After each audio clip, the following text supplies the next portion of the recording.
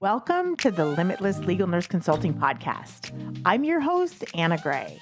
The best thing about being a nurse and entrepreneur over the last 25 years are the relationships I've developed and the people I've met. As a legal nurse consultant, I wanted you to hear from those amazing people in the legal and healthcare communities. I wanted you to hear who they are and to celebrate them with me. Get ready to be inspired, informed, and empowered. Let's dive into the Limitless Legal Nurse Consulting Podcast. Welcome to the Limitless Legal Nurse Consulting Podcast. I'm super excited to talk to my guest, Nikki, here. We've already started talking, and I thought, okay, it's probably a good idea we hit record now so that you guys could hear our conversation. So thank you, Nikki, so much for being a part of this podcast. I really appreciate you being here, and I'm really looking forward to getting to know you more and your story and sharing that with the world. So thank you. Well, thank you so much for inviting me to be on. I'm excited. Yeah, this is exciting. So if you probably have seen Nikki, I've seen Nikki on LinkedIn, and that's why I wanted her here, because I love what she stands for. I love what she shares. And I just wanted to get to know her a little bit more. So Nikki, where in the world are you coming from? I currently am coming from Utah. So okay. Just a small little suburb right out of Salt Lake City. Yeah. Okay. And have you always been there? No, I grew up on a farm in Idaho. So, close states, right? Okay. But I grew up on a farm in Idaho and came down to school down in Provo, Utah, and then have stayed around ever since. Okay. All right. So did you go, I always ask this question because I find it fascinating where our schooling started and where we ended up. So did you go to school for nursing? Did you go to school for something else? I went to school not knowing what I wanted to do. I just went to a good school that had a lot of different options and kind of just fell into, I couldn't decide, do I want to be a doctor? Do I want to be a nurse? And that first year was really me trying to figure out, where do I want to go? Where do I see myself? And I ultimately decided on nursing for a lot of different reasons, but my uncle actually passed away from a medical malpractice claim. And it was horrible. He was only 28 years old, and it was because of a nursing error. And I was like, oh my gosh. And for some other reason that really hit me my freshman year. And I was like, I want to do nursing. And then the more I got into it, I was like, oh, I'm glad I picked this because there's so many different avenues. I'm not just stuck into one niche. I can do whatever I want. This is great. So that's kind of how I got into it. Right. So you kind of knew that you wanted to get into medicine, and then that horrible event happened, and you were definitely and he was only 28. Oh, and it was a medication error. Somebody floated to the wrong unit, didn't scan a medication. He was post-op brain surgery, and they gave him the wrong fluids at the wrong speed. And his brain absorbed all of those fluids, and he was brain dead within a couple hours. It was horrific. So that kind of sealed the deal. Yeah, no. And you're not the only one that's been on this podcast that has had that, a similar story that led them into nursing. Multiple people have had that. It's very fascinating to hear why we got into this field. I think that they're kind of, after doing, this is, I don't know, maybe episode 45, 46, after doing all of these interviews and talking to all of these nurses, it typically falls under, a story like yours where they've personally experienced something that led them to, this is my mission in life. Or there's a family member who's been in the field who, they were inspired by them and wanted to kind of continue that. And then there are those that just, they go into nursing really quickly, which I found interesting to me because back in the day, I got into nursing. It wasn't common at all to go straight from high school into nursing. So I find these different stories very interesting on how I kind of ended up in the same field, you know? Right. And but it makes me really sad that there are people like you and your family that experience this. And again, um, now looking at it, you know, what you're doing now is like Full kind of circle, full right? circle. Yeah, that's just so wonderful. Okay, so so you decided to go to nursing school. Mm-hmm. It was your mission. Now, did you know that at that time that you wanted to go into a certain specialty, or were you unsure? I was totally unsure. In fact, I could have sworn I wanted to do peds or OB when I first went into nursing school. And then I did those rotations and I was like, oh no, no, Yeah. hard pass. Those are not my, Yeah. Oh, how nope, funny. Yeah. Yeah. not You for know, that's me. another thing I was going to say. I think if I go back to all of these episodes, I think the majority of people that I've asked this question to have said something similar. Either they did go into that route, or a lot of nurses that have gone into that specialty. But that those two specialties come up, I think, in every episode for one reason or another. And I was like you, it was not for me. It was definitely not for me. No, seeing sick kids, like I thought, Yeah. I'm an intense person and I always thought ER, ICU, but I kind of want to do peds is what I went into it. That first rotation, seeing sick kids, I was like, oh no, I can't do this. Like that will rip my heart out Yep. 6 ways from Sunday. I Yep. cannot do that. Yeah. So nope, I was the pass. same. It was definitely the same for me. It was definitely the same. This is before I had kids, but Mm-hmm. yeah, Me too. I couldn't do that. Okay, so you decided that was not for you. Mm-hmm. Was there a specialty during nursing school that you were like, okay, this is exactly what I wanted to do? Because I know that sometimes that's the case, and that's where we end up. But sometimes that's the case, and we end up in some totally different field because we're just looking for a job. What was that like for you? So like I said, I really liked ER, ICU, but the thing was, is I did an internship at Veterans Hospital. So I know there's not a lot of veterans hospitals out there, and it's truly people that have been veterans of war, and so it's a male-dominated hospital, right? There's Mm-hmm. no OB wing, at least in my hospital. Mm-hmm. Um, and I fell in love with those patients. And I was like, I don't care where I work. I just want to work with veterans because these guys Wow. are a different breed. You know what I Yeah. mean? Yeah. And the institution itself was just so vastly different from any other, rotation that I'd done in nursing school. It was different. Like the Mm-hmm. facilities were older, and I don't know, something about it, the diversity that was there just pulled me in. I'm like, I need to work with these cranky old men. I love them. Wow. Okay, that's a first. That's a first. Haven't one yet.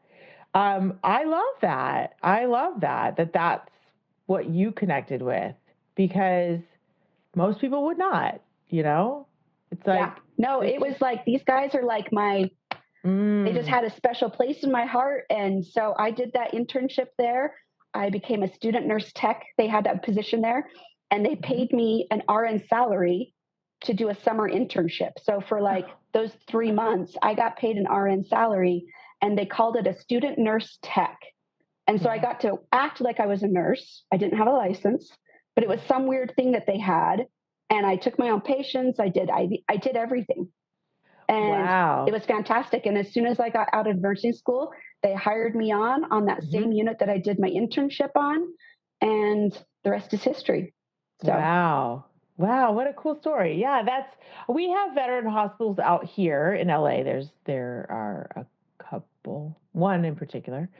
Um I never rotated in there, but I do have a friend who I went to tech school with who became, an OR nurse, and he ended up there and loved it.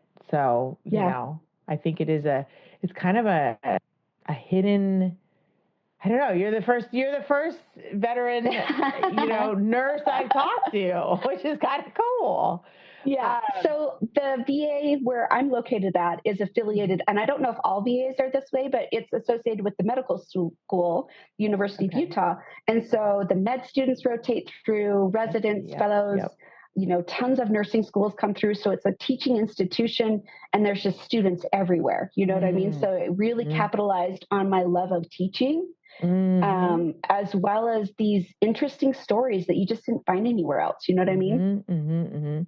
Okay, so let's a step further. So your love for teaching, did you go into a leadership role after working there for a certain period of time, or did you, or a leadership or education role, or did you continue on your bedside role? So I kind of incorporated them both. So I started out on med surge, and that's where my SNT fellowship, I don't know what you want to call it, was for that summer.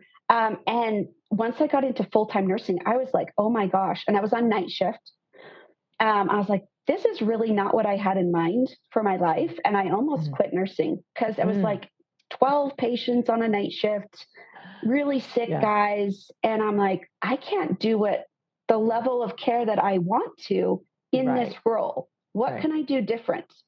And so I was like, I started studying for my LSATs. I'm like, maybe I screwed up, maybe I'm not meant for this world. And thankfully, I applied for an ICU position just like a year out of nursing school ish around there. And they said that they weren't going to take new grads. And it was kind of not like it is today where you can often get these roles without having a whole lot of experience. And I applied for it and they took me. And I was like, now I'm home. This ICU setting is this is what I needed. I needed to be able to give that nitty gritty, down and dirty bedside care, understanding the entire scope of things instead of having 12 patients and maybe hoping to remember their name. You know what I mean? Like that just. Right. Yeah. So. Yeah. So you went into ICU and you felt like that was where you were supposed to be. Yeah. And then the opportunity came a couple years, I don't remember the timeline, a couple years after I had been there for a while, I was asked to be the education person for the ICU and started being the educator for the ICU and mentored all the new staff that came through, was over their policies and procedures. And I just really enjoyed that. And unfortunately, I left the ICU not because I didn't love it. I got injured during a code. I hurt my shoulder. And I had watched my mentor have a devastating back injury. Yeah. And she was like the most amazing nurse I have ever seen in my entire life. Like she is the one that taught me that when they do rounds, that you're standing next to the attending, just like those critical pieces of like, you put yourself on the same level. You are not a resident. You're not an intern. You're not a med student. And those things. She had this devastating back injury and she had to leave nursing. And I was like, I don't want that. I'm in my 20s. I don't want to not be able to live my life. So then it kind of like, what do I do? And I moved into dialysis after that. Okay. All right. As their manager. As their manager. How did you get that management role? I mean, was it because of your education background or? Yeah. So I went back to school as soon as she got her injury and she had to leave bedside nursing. I was like, I can't stay at the bedside forever. These guys are like 300 pounds. How am I supposed to take an intubated, sedated patient down to MRI by myself? And like, I'm going to get hurt. Like at the time I was like 110 pounds soaking wet. I'm like, how am I supposed to do this? So I went back to school and got my master's in nursing administration. And then I got a postmaster's in business and a postmaster's in nursing education. So it kind of just opened the doors so I could go teach at a university if I wanted to. It just gave me more options. So I could stay at the bedside, but I could also do other things. Tell us a little bit about that next phase. Once you got that education, how long were you in the ICU before you decided to move on? I don't know, like 5 or 6 years. Okay. Something in there. I don't know time-wise exactly, but around there. Yeah. Okay. And then you just said, did you now that you've had this education background, you decided to move on. Did you stay in the same facility when you went into dialysis? Is that what happened? Mm-hmm. Okay. So you stayed in the same facility. You kind of made a lateral move into a different department. Now, tell us a little bit about that. Why did you go down that dialysis route? I mean, obviously, you're not moving big beds down to CP. No. I did it because it was a joint. I love bedside care. I just did. And this role, it was a small enough unit that it did inpatient and outpatient dialysis. So we did the ICU dialysis, we did anything acute, all of those things. But the manager was only part-time manager, part-time clinical. So I did 50% admin, and then my other 50% was doing the dialysis. So I still got to have hands-on care, be involved in the everyday, and it helped keep my skills up. But it helped me move in another direction to see if I really wanted to go up the corporate ladder. Right. And the thing with me is that for Utah, I was a late person getting married. Like, Utah usually is stereotypical, they get wedded off in their 19s, and that just wasn't me. I didn't get married till I was 27. And then we had infertility issues for 8 years. And so I moved over there because I'm like, okay, it still gives me that flexibility a little bit if I can start a family. And so I did a lot of admins. I did like some, associate chief, filling in for a year for an associate chief, and still did my dialysis job. And I really liked it. And I was kind of at a crossroads of like, am I going to get a family? Because if I am, I don't want to be somebody that has to work at the hospital Monday through Friday and put my kid in daycare. That's just not what my core values align with. Yeah. And so when I was presented with a couple different jobs to move up into those associate chief positions, I passed on them. I was like, I just hope that my, prayers of, am I going to get a family at some point? Is this fertility ever going to get figured out? So I stayed in dialysis until we actually had to do IVF. And I had twins that were born in 2013. And in 2013, I cut back to part-time dialysis and part-time at home with them. And I built up my legal nurse consulting career during that time. I started it a lot sooner. I started it back when I was in ICU, but it was really hard to do with an ICU schedule. You know what I mean? Yeah. Plus, I made a lot of bumps along the way. Holy crap. Yeah. Okay. Let's unpack a little bit of this, because this is what I love about this podcast, is that and I think this is probably what everybody loves about it, that seems to love the podcast, is because we get to know a little bit more about each other, which is fun. And we can connect. And so the reason I'm saying that is that we have a very similar story, in that I too went through 6 years of infertility. So sorry. So I know those bumps, I know those decisions, I know that frustration, and you're trying to map out your life, but the unknowns, and this would be the ideal life, but this is what's happening. I'm so sorry you had to deal that too. It's crazy, because for me, it was so long ago. But when people say that they've gone through it, it is like nobody understands it unless you've gone through it. And so I always want to make sure that I know, I know what you were going through, and how hard that was, and you watch everyone around you and all of those things. Oh yeah. So life just keeps tripping on, right? Yeah, and for me, unfortunately, IVF didn't work. We went through 3 rounds of it, and we ended up adopting internationally. So both of my beautiful daughters, we adopted because we couldn't have kids. So, and we went through IVF and all those things. From China. Yeah. Oh wow, that's awesome. So were they related? No, they were 2 different trips, 3 years apart. Oh my goodness. They were babies. My oldest was 9 months old when we brought her home. And then 3 years later, it was a really hard process. I can't And imagine. Oh my gosh. we thought we would bring home our second one 2 years later, but it had extended. So we waited for 2 years for her after our paperwork was Oh, already done, having to redo paperwork, all of those oh, that's things. heart-wrenching. Yeah. So Oh, 3 rounds of IVF and 2 international adoptions. But now I have a full 21-year-old daughter and a yeah. beautiful 18-year-old daughter. And all of that, I mean, it's part of my history and part of my journey. And I can remember Yeah. it so vividly.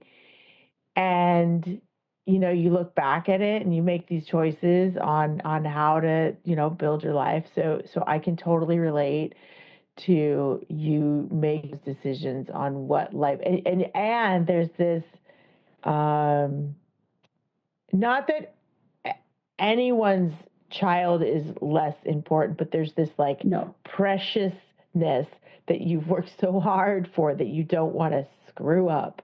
And so, being available for them and being around and wanting that precious, being in your case too, you just want to be around because you work so hard for that. 8 years Yeah, waiting for them and failed attempts. Yeah, And oh my yeah. gosh, I the know. tears. I can relate so much. For me, Yeah. it was a long time ago, but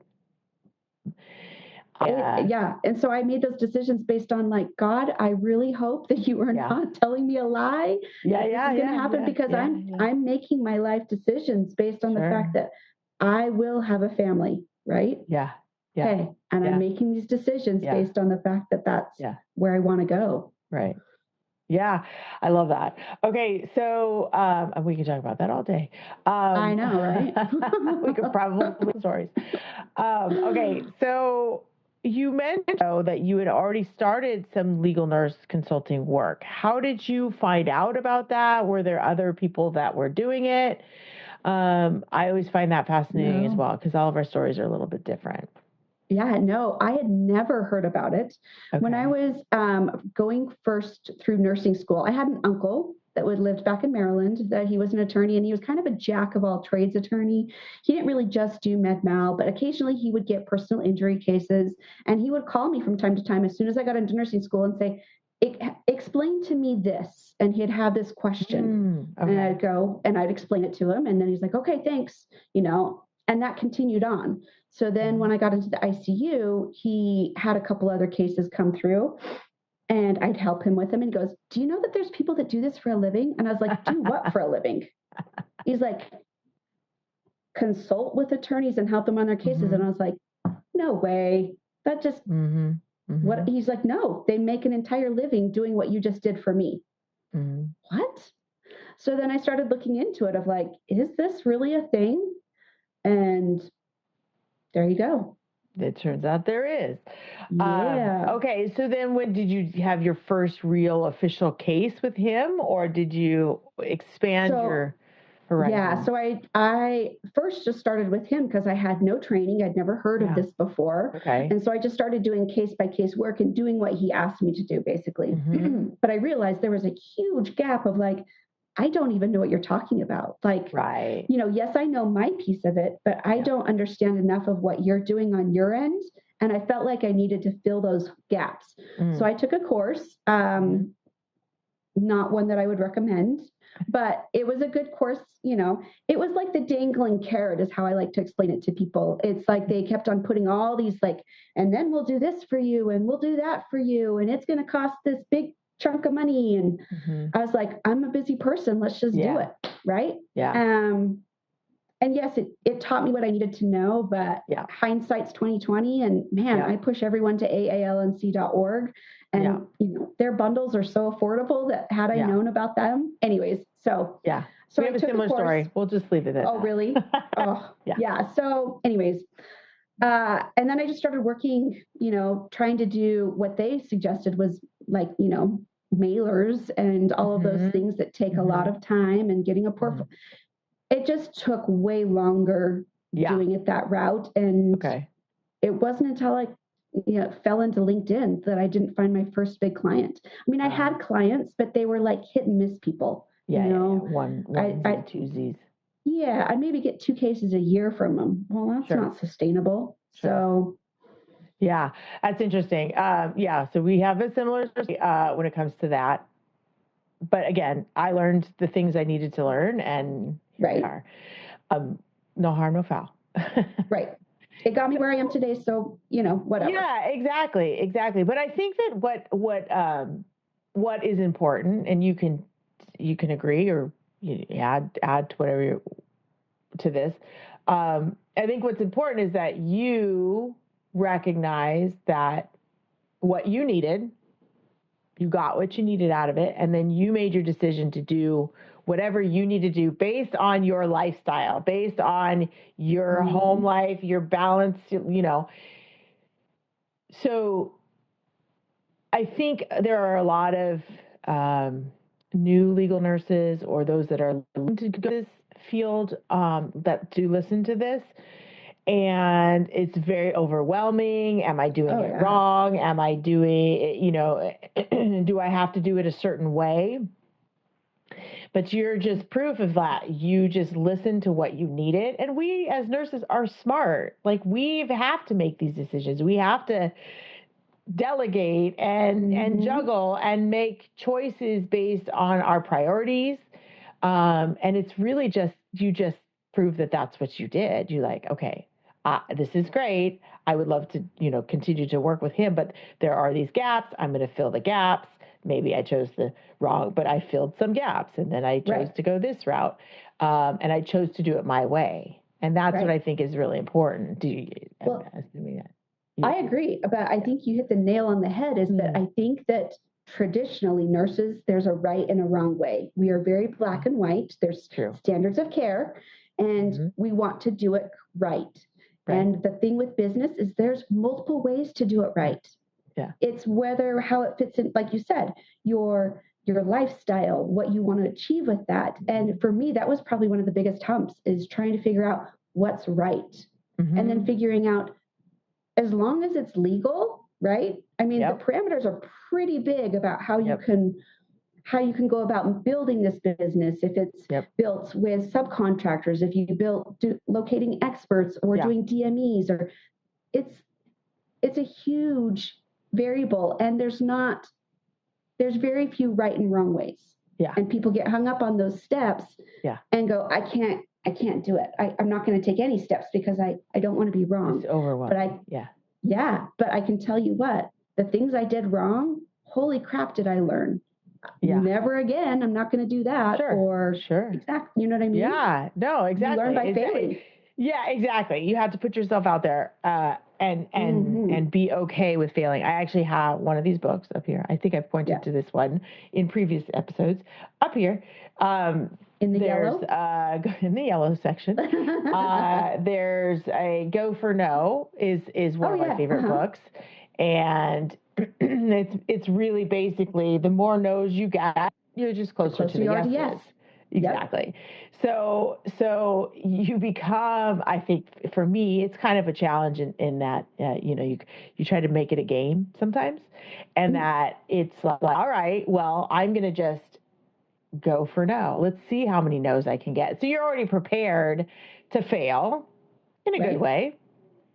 And just by doing those things and doing those actions, you end up winning because you've either failed or you've had to have a conversation or you've gotten a really nasty email back that said, leave me alone, or whatever it is. But if you didn't step out and do it, you would never experience that. And nurses, I mean, we're used to going in for an interview and being wanted. You know what I mean? Like, true. Yeah. You could move around, and at least in today's economy, like they're hungry for nurses. So it's not like as long as you meet criteria, you're really not told no a lot of times. That's a very good point. That's actually a really good point. It's hard. It's a mind shift to go, no's okay.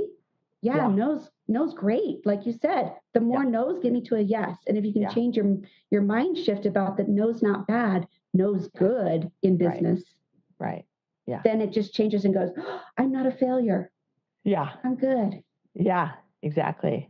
Okay, so you decided, all right, I'm gonna jump on LinkedIn, and you started to see some success there. Um, did you find yourself, like you talked about earlier, sometimes people have all these subcontractors, and sometimes they go down the DME route. Did you find yourself going down a certain path, or for you has it been kind of all over the place?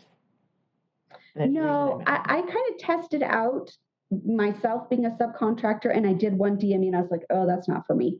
But that was early on. And since then, I've kind of just been behind the scenes. I've done a couple expert cases, but since I stepped away from the bedside so long ago, that's not really something that I can do, right? Not as a very good expert, but yeah, so I kind of stay back behind the scenes. I have done all sorts of cases, from med mal, personal injury. One of my best cases that I got kind of pushed into, but it was great, is doing federal fraud cases for the U.S. government. Wow. So Okay. where there's Medicaid that they've billed incorrectly for Medicaid and Medicare, specifically in the case that I did, the couple cases I've done for them, they were Medicare. So that they had been like double billing the government fraudulently. And these cases were massive. When we talk about like having one client and getting a case from them, yes, I had a client, the United States government, but their case, they had to have a big enough sample size. It was 175 cases within that one case.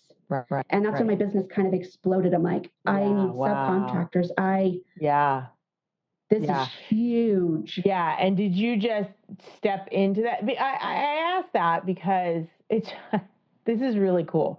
It's kind of like nursing. Nursing, there are so many different specialties. You could choose this, you could choose OB, you could choose peds, you could choose, dialysis nurse, ICU, all sorts of different things. And what is amazing, and you don't really realize that over time, the more conversations I have, is that there are so many different avenues that people end up in. Did that just kind of fall into your lap? Was it because you were what would you attest that, because everybody wants, they have these goals of what they want their business to look like, right? And then they just kind of put themselves out there. So for that particular client of yours, how did that come about? Was it you being consistent on LinkedIn? Was it you reaching out? I mean, I'm asking the questions that people want to know. So the client that I got from LinkedIn originally has, how do I put this? Yes, you get clients from LinkedIn, but once you get those clients, you'd need to knock it out of the park for them. And then they're going to refer and refer and refer. So ultimately, this client that I got from LinkedIn, he wanted to use me for a dialysis case. He saw that I was a dialysis nurse when I reached out to him. I met with him one-on-one, and he said, I want you for this dialysis case. Come to find out, it was the case that ended up going to the U.S. government. Right. So it kind of all was connected. But the reason I say that is that he only wanted me for that one case. He didn't want to use me for anything else. And I'm a very hard-headed person. And I had learned through multiple failures before of how to better sell myself, and doing what before we started hitting record, we started talking about books and, educating yourself and becoming better and filling those holes. I said to him, have you used a legal nurse before? And he said, oh yeah, I had a bad experience. And I said, well, tell me what was bad about it. And he kind of went into this ham and haw of well, she charged me all this money and didn't really give me anything. And it ultimately wasn't a case. And I just said, well, all I can tell you is that's not me. I will tell you what you don't want to hear 6 ways from Sunday if it's the truth. I'm not going to beat around the bush. I'm going to tell you like it is. Give me one case. I'll do this Virginia's case for you, but you give me one case and I will prove to you my work. And he's like, oh, and I was like, I promise, one, just give me one. And he gave me this case that he swore was a case. And I looked at it and I said, it's not. Yeah. It's not. And we went back and forth, and he went and got more records from the kid's school, and he went and got this, and he's like, no, see. And I built him a spreadsheet, and I said, look it, this happened here, this happened here. They don't fit together. Yes, there was a breach in the standard of care during this kid's surgery, but he was already compromised from before.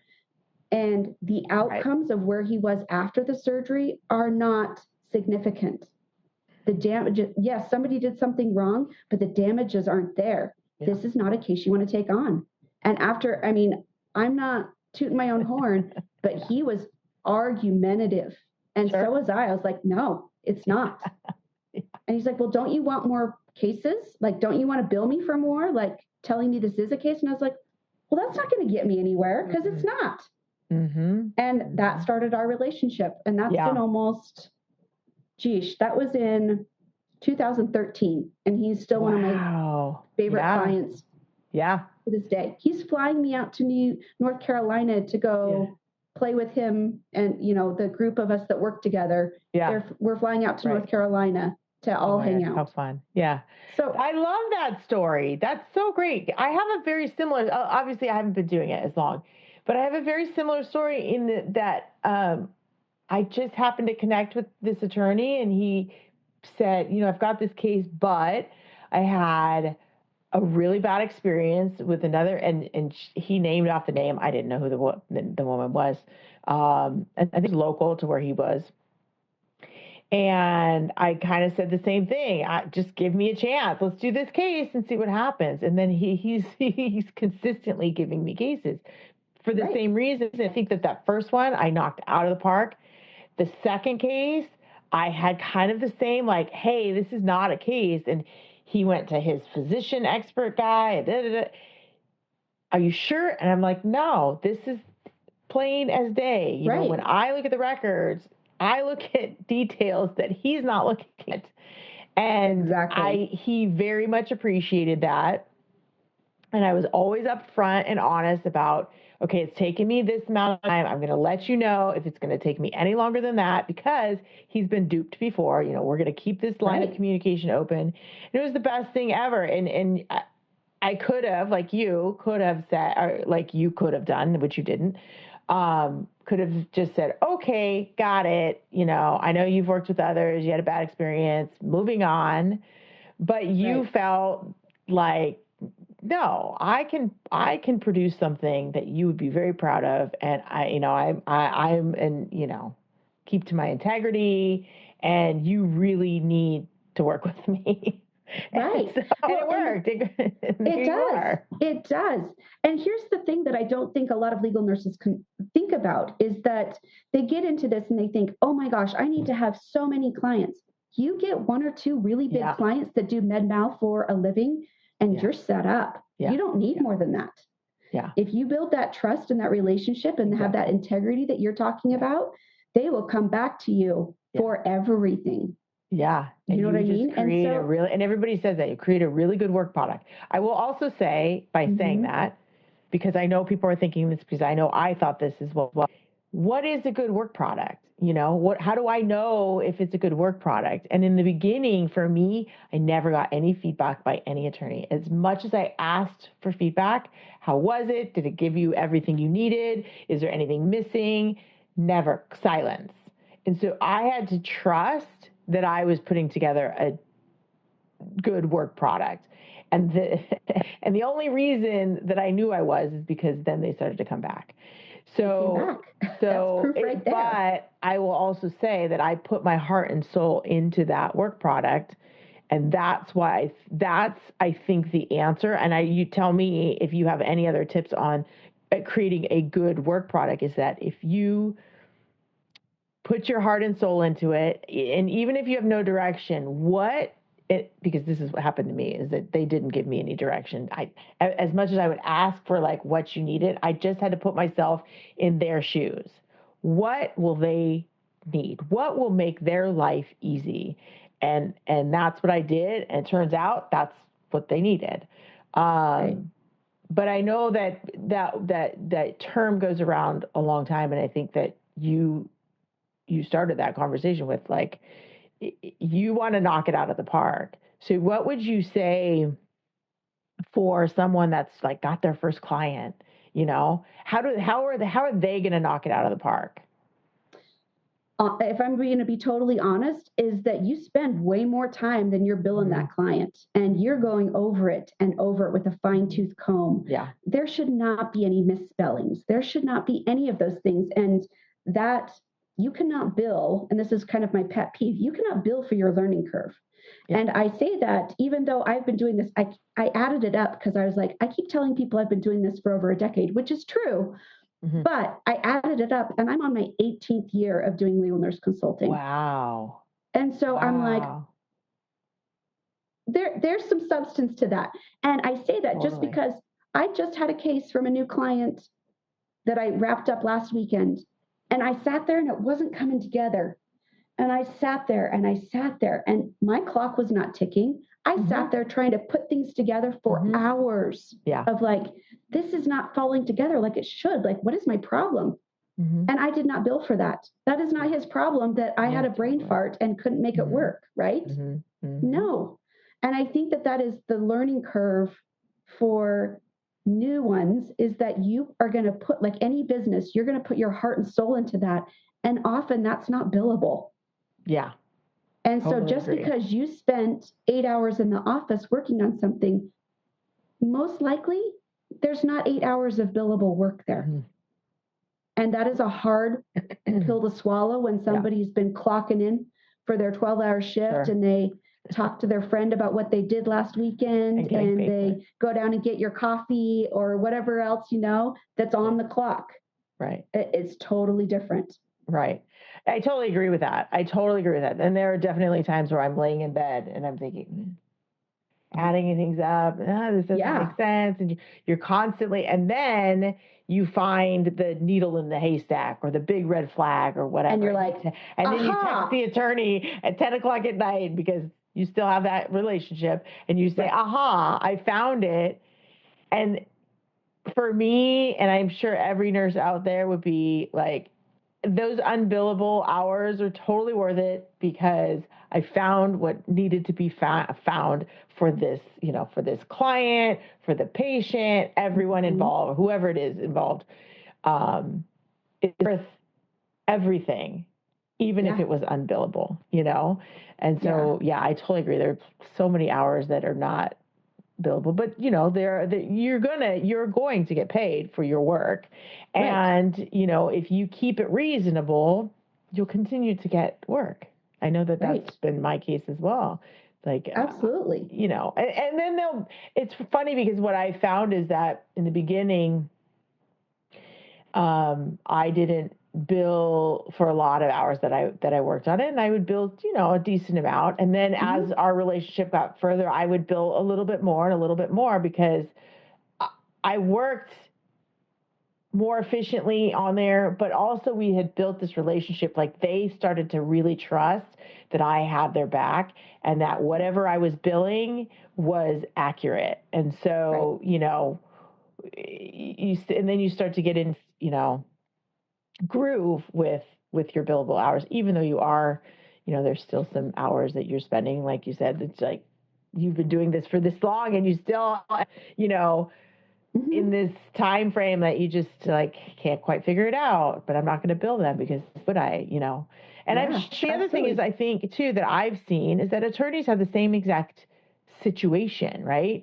The billable, I see this topic come up a lot on LinkedIn, is like their billable hours versus their non-billable hours, and making it, they have plenty of hours that they're not billing the client for, that they're working on the case or, so if you put yourself in their shoes as well, you're doing the same thing. So you're just trying to make it work for everyone. Absolutely. So and I think another piece of that, I think another piece is like to give them more than what they expected.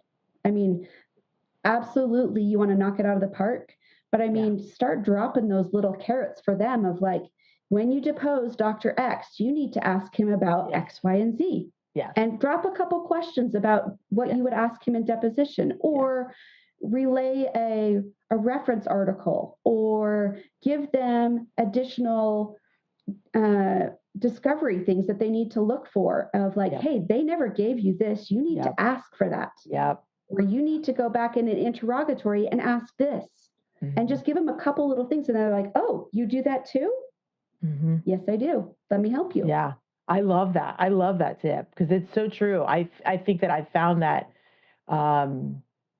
when I have things that, the biggest thing is finding the things that are missing.